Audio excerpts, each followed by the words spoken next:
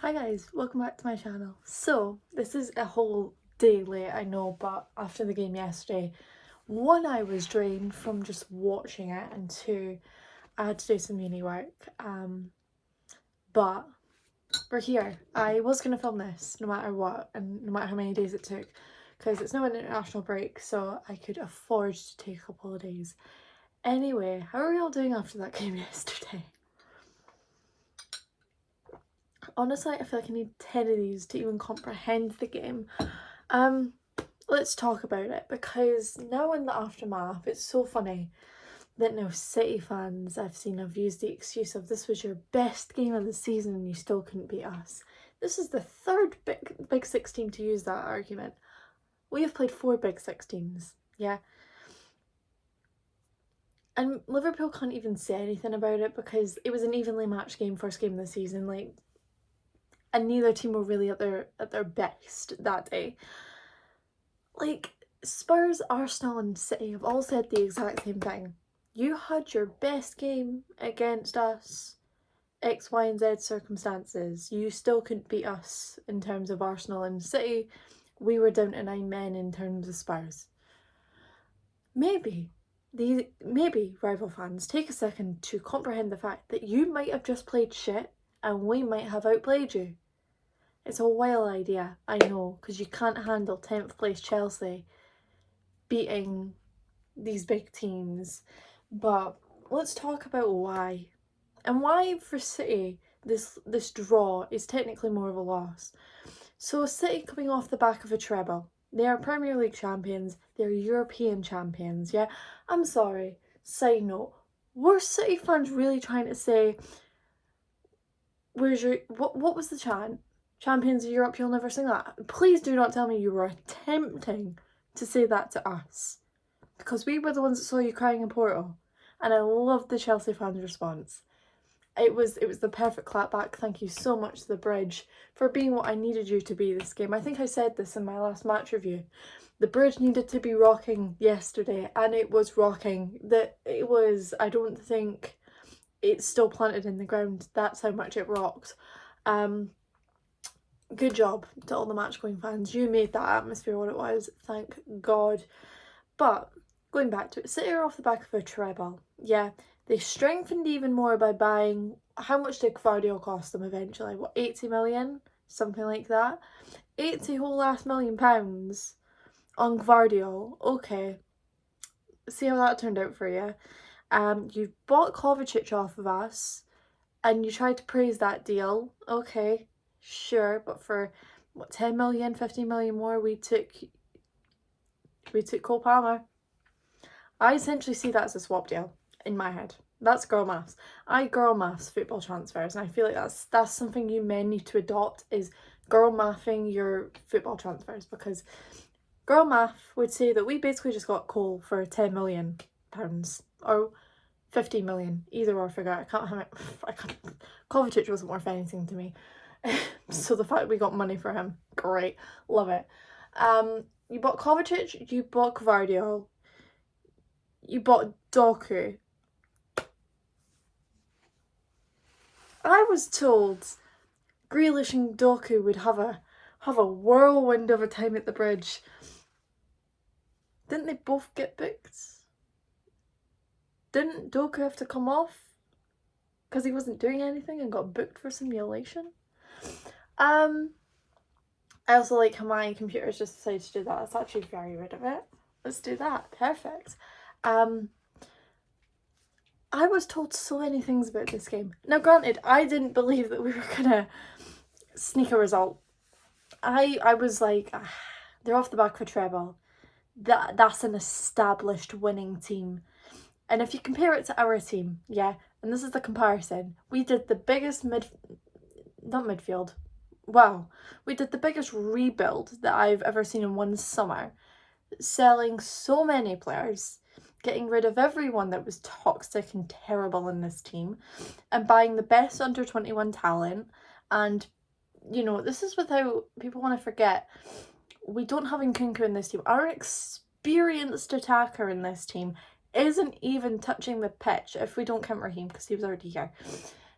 the experienced attacker we brought in the summer has not touched the Premier League pitches, has not touched the bridge.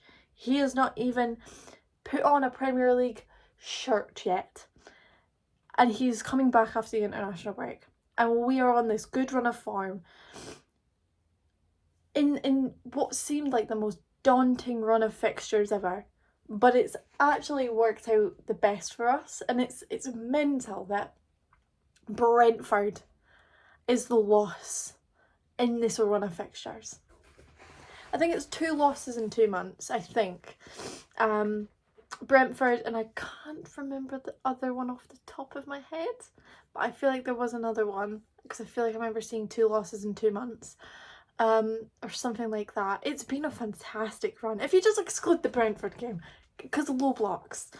And I feel like Nkunku will help solve that problem when he comes back, and then going into January, we probably will assess the striker situation. I do think we go and get a striker in January, because Osman would be open to it.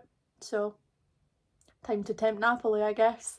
I see Osman being the striker we go for, to be very brutally honest. I think as much as Tony is experienced, I think when you look at the price differentials and what Brentford is apparently wanting for Tony in January, which is stupid, compared to what Victor Osimhen is probably going to cost, I wouldn't be mad at spending a bit extra going for the younger player, and for the player that I think suits this team perfectly. And I think if we got Osimhen, it doesn't have to be this winter, it could even be in the summer. Whatever striker we go for, and I do feel like Osimhen is the perfect fit, it takes us up that extra level. Now, some people would say we still need a goalkeeper. I argue that yesterday Sanchez proved why we bought him for the small fee. Like 20 million is small, fuck's sake. But the small fee that we got him for, you can't actually blame Sanchez at all yesterday. You can, and anyone trying to, you have an agenda.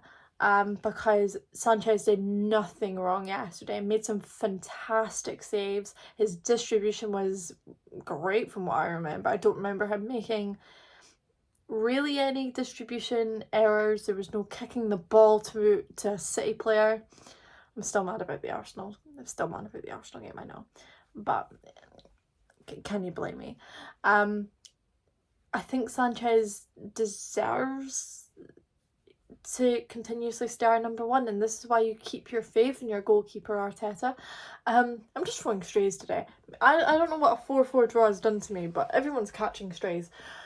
You keep the faith in your goalkeeper, and I think Poch is just exemplifying why it's so important you need man management.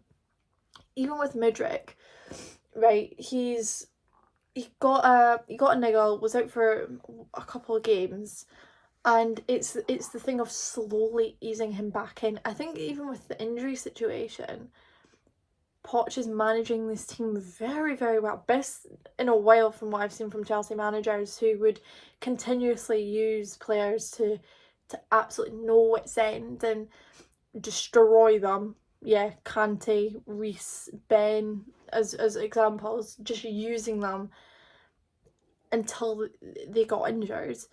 What Poch is doing is, it's with Colwell for the example, a bit of shoulder pain, and again, my computer doesn't like me today, a bit of shoulder pain, and he just doesn't play. He's not on the bench. You don't risk it, because you know that this team is strong enough and capable enough to go out there and do what they did. And I think that comes from players rising to the occasion and rising to the competition in this squad. I mean, Cucurella was benched and was potentially going to go to United on a loan. Let's not forget back in August, and then he gets a couple of games on the right, which masterclass of genius from Poch to just go, right, okay, let's give you some minutes, let's see how you go on the right. Meanwhile, Colwell, a centre back, was playing his position, and I don't imagine that was amazing for Cucurella, and then he gets his opportunity to go to left back, and he's, I mean, Cucurella deserves some flowers because he's actually not put a foot wrong, and I'm not counting that penalty as putting a foot wrong because that's the softest penalty ever. And you know, we're ignoring the fact of the fouls on Reece and Caicedo, and the fact that Haaland was pulling Cucurella's shirt in the first place and all of that. You really think Cucurella is going to pull down Erling Haaland? It's a bit of a mismatch. I don't understand what Taylor saw there, but hey ho, it is what it is. Anthony Taylor reffing Chelsea games will always equal bad decisions for Chelsea. Anyway, so yeah, Cucurella has not put a foot wrong for me since he's started to play again, and sometimes it is just the change of manager that brings a resurgence. I mean, let's not forget Pep Guardiola wanted Cucurella and we got him instead, and with Chilwell injured, this is our vice captain. I don't see how Chilwell touches the pitch when he's back from injury. I just don't, and it's kind of awkward now because that's your vice captain. You've made him vice captain, and I'm thinking we could probably get money for him in the summer because we've just extended his deal, and I'm thinking, do we cut our losses because this team is going so well without him? We're factually, statistically, we are doing better without him. Points wise, performances wise, it's mental when you don't play your left back on the left wing. That will go down as probably an atrocious period of Chelsea history, but we can move past it because the performance yesterday, with wingers playing on the wings, with strikers playing up front, with Cole Palmer shining his beloved best, and Conor Gallagher deserving all of the dogs ever. Conor Gallagher said, "I'll tie my hair back and become a beast." I don't understand where this resurgence has come from, but I am not mad at it at all. It's just insane to me how far this team has come and what gutting this team out in the summer has done. Because, oh my god, this is the same... No, sorry. This is a completely different team that couldn't score in 6 games against City. 6 games we've played against those bastards since the Champions League win. 6. We scored none. And I think they scored roughly, because all 4 league games were 1-0, so that's a 4. There was a 4-0 and a 3-0 in there. So you're looking at about 11 goals, roughly, if my maths is correct and my memory serves me right. They've scored like 11 goals in 6 games against us. We scored zilch with that old team. The team that won the Champions League and we rebuilt on it. They still couldn't score against City. And this team, filled with youth, exuberance, passion and determination, and from some players it's a sheer arrogance in what they can do. They went out there, went behind 3 separate times and still came back. The mentality in this team is back, and it actually, like yesterday, it took me aback because I'm not used to this team having that determination, that passion. I'm so used to this team going a goal down and heads are down and that's it. You know you're losing. But it's like Burnley away, yeah, Turf Moor, went a goal down, went on and scored 4. Yes, okay, Arsenal was different. But even with Arsenal, I think we needed that. And, you know, maybe at the time it was awful. We felt like we didn't need it. But that, maybe for Sanchez, maybe for the whole team, it was needed. That little mistake of, that little reminder of you can't get complacent. You were 2-0 up. How dare you let that slip because of one error to give them all of the momentum. I think this team needed it. And I know it's 2 points dropped in the long run of it, but I think for the long run of this team and their mentality, it was kind of needed. Went a goal down against Spurs. And then obviously everything happened, but we went on and scored 4. Yesterday, the way that we continuously came back, we got into the lead at some point, let the lead slip because of bad marking in the corner for the second goal. but we continued to claw it back. There was this attitude of the game's not over till the whistle's over, till the whistle blows. That was, oh my god, I fucked that up. But the game's not over till the whistle blows. There's always a chance, and I don't know what it is, but to me, it's interesting that these big teams consistently have their worst games against us, and it's no coincidence. Yeah, there's a reason for it. It's the way that Poch sets up tactically, and it's interesting to me how Gallagher and Palmer are so fundamental to these big games in the way that they help connect the midfield and the attack. I think we've got a steal on Cole Palmer. I think that's going to be one that stings City for a while, because if he's the player that we all think he is, and what he can achieve with this team is going to be massive. It was interesting watching the post-match punditry, because I think Jamie Carragher said it perfectly. You know when you're a part of something, and when you win medals, but you're not really a part of it, it doesn't feel deserved. Cole Palmer knew that he could come to Chelsea, consistently start, which he was never going to get at City, no matter what Pep tried to say to him. He wasn't starting games. He was getting cameos here and there if he was lucky. He comes to Chelsea, consistently starts. He wasn't even at his best yesterday, which is the craziest thing, and he still played really well. And he's such a focal point for arguably, I don't even think it's arguably, he is the best signing of the Bowley era so far.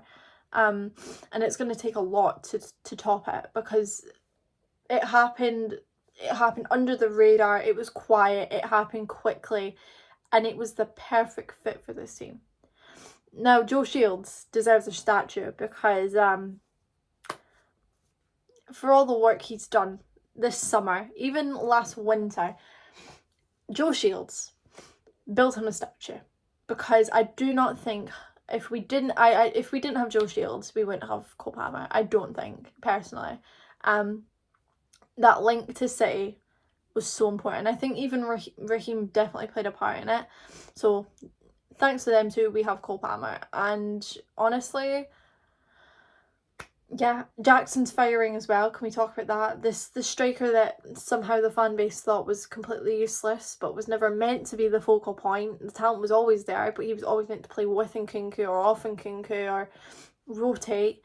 He was never meant to be that sole focal point, and he's had to be the focal point for a couple of months now, and he's finding a bit of form. You know, we say that strikers can have bad games, but if they score, it doesn't matter. I don't want to hear any different on Nico Jackson, because he didn't play well yesterday.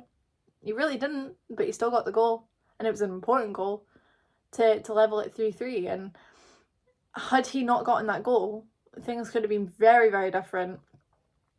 With how early City scored, you knew that we needed to get the equaliser. Otherwise, it could have been a 5-2 situation. And he gets the all-important goal, and it's the perfect striker's goal. Gallagher long shot. Ederson doesn't do particularly well to punch out that far, and Jackson gets a tap in. And that's the type of goals that strikers thrive on, and it's the type of goal that Kai Havertz would have floundered, Timo Werner would have skied.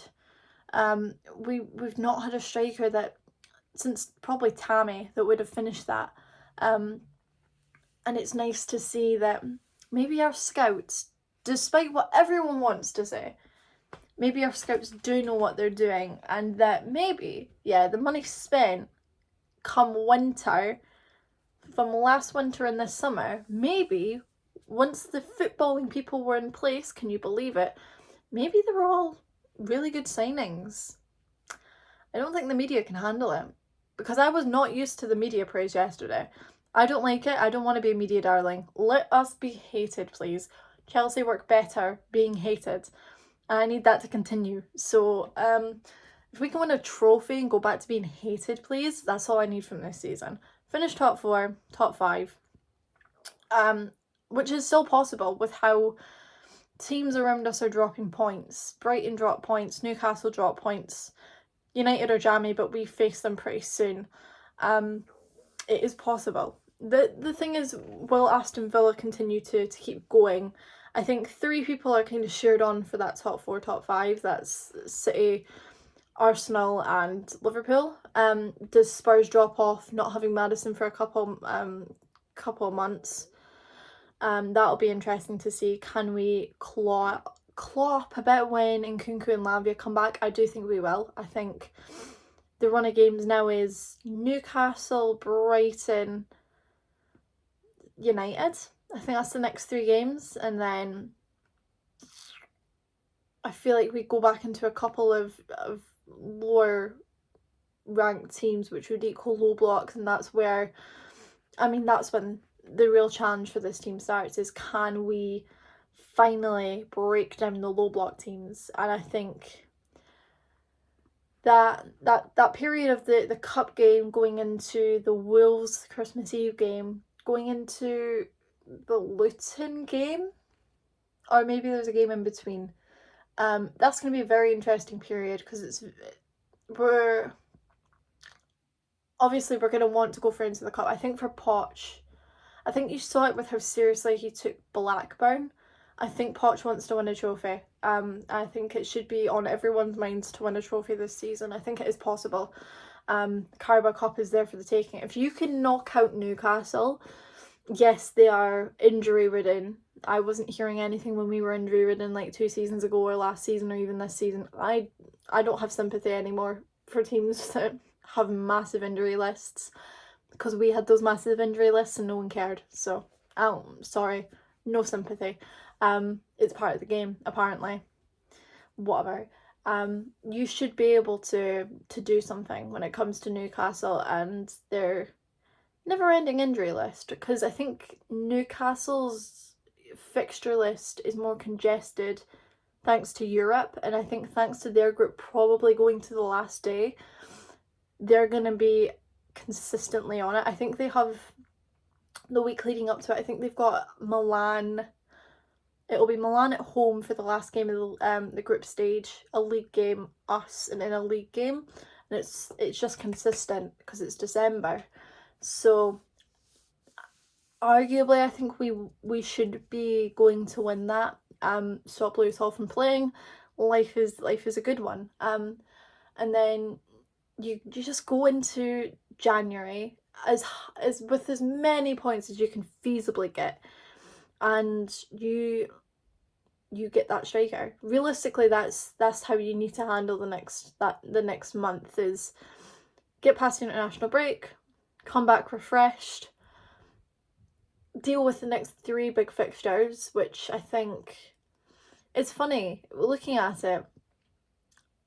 Realistically, you see a world in which you can get 9 points, because Newcastle again are, with them being the first game we play, they're not really going to have too many people back from their injuries yet, and I think they're not in the best run of form either, especially after the Bournemouth game. They looked leggy, so maybe the 2 weeks off could help them, but I think they've got a couple of players going off for internationals, probably.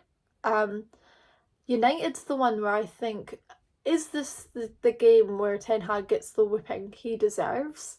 That's going to be an interesting one, because I think it's not at the Bridge, it's at Old Trafford, so there isn't the whole bridge against Mason Mount yet.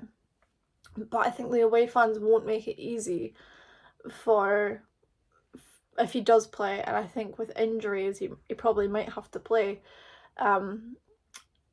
I don't think they'll make it easy, and I don't think this team makes it easy for United. And Brighton's going to be the interesting one as well, because their Europa League group is quite tight, and I think they've also got a couple of injuries, I want to say. It's funny how these teams aren't really used to being in Europe, didn't squad build the best, and they're feeling the effects of it now.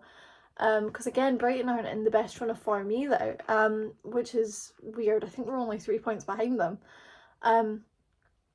So yeah, the next 3 games are massive. I think I don't want to say 9 points out of 9 is a must, but it is possible. And I think if you can get at least 6, that's massive for us going and getting top 4, top 5, because then you get out of this bad run with a lot of good points, and then it's going into, can you beat the low blocks? Can you beat the teams that consistently make things hard for us? And that'll be the next test for Poch, is can you finally do it? And I hope so. I hope with Nkunku coming back, it changes things going forwards in terms of low blocks. But again, we'll have to see. That's the biggest thing now going forward, is the whole low block situation, because we know that we can beat the best teams and we know that we can go toe to toe with them. And that's great. But most of the teams aren't going to play like that in the league. So you do have to figure out the low block situation quick. Anyway, I don't feel like I talked a lot on the game, but I just talked about the general feeling around Chelsea right now, I think, because it's a good feeling. I think you've got a lot more people believing in Poch, the project, and what the ownership have done in the last year, from January onwards. It's starting to come together, and people are starting to realise, oh, right, no, they actually are a team, and they're a team that can do something in the future, which is very, very exciting to be a Chelsea fan, I think, because we knew the tools were there. It was just, can Poch put it together? And he's putting it together all right, and it's a very exciting time. So let me know your thoughts on the game, Chelsea currently, everything down in the comments below. How excited are you as a Chelsea fan? And I will see you guys after the international break. It'll be for the Newcastle game, and yeah, I still can't believe that game. I think I'm still in shock that we scored 4 goals against City. Up the Chelsea, let's fucking go.